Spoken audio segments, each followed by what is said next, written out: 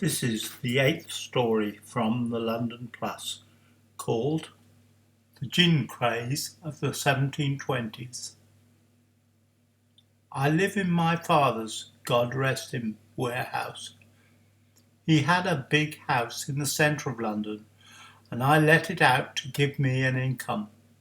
My father always wanted me to take over his merchant's business, but I found learning difficult, and to this day documents and books are just meaningless squiggles.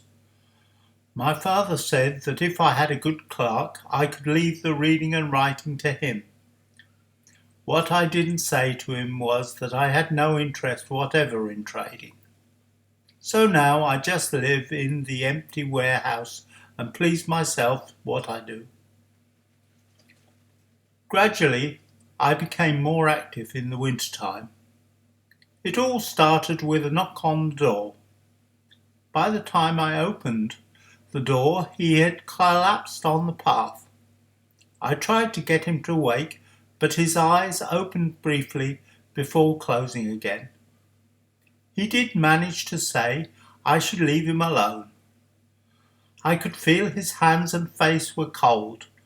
There was a smell not from his clothes, but perhaps from his breath. I could think of no solution but to bring him into the fire in the warehouse.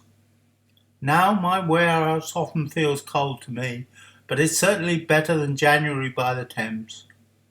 I didn't dare to bring him too close to the fire. He was beginning to warm up, but he was still very sleepy. I had a couple of old cloaks and I covered him and left him by the dying fire.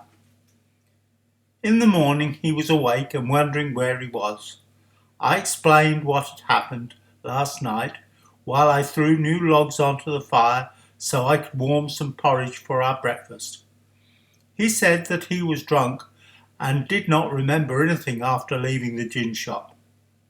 That had been the smell that I hadn't recognised. Gin distilling had only started recently, and drinking it was promoted as good for you.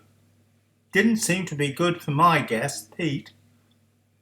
I can't stand the taste of wine and spirits. I only drink beer because it's safer than water. After breakfast he left, and I didn't think about it again. And then, was it only a couple of days later, and it was as cold as charity, when another gin-soaked man knocked at the door, and then another a few days later again. I began to like the company at night, and porridge is cheap. Soon on cold nights I went out and approached the people who were sleeping on the streets. It was mainly men, but sometimes women. The next morning I used to listen to them talking of their lives. Soon I had regulars plus a few new ones. One and all I turned them out after breakfast. But the streets are hard and regulars sometimes disappeared. Maybe they'd got a job, or left London, or died. The losing of one of my regulars always upset me. And so during the cold months from maybe November through March, my warehouse hall was full with derelicts every night. I had some regulars who helped me, and I had little to offer them but the warmth of breakfast. Was it gin which had created these homeless, or was it their cheerless lives that offered only gin as an escape?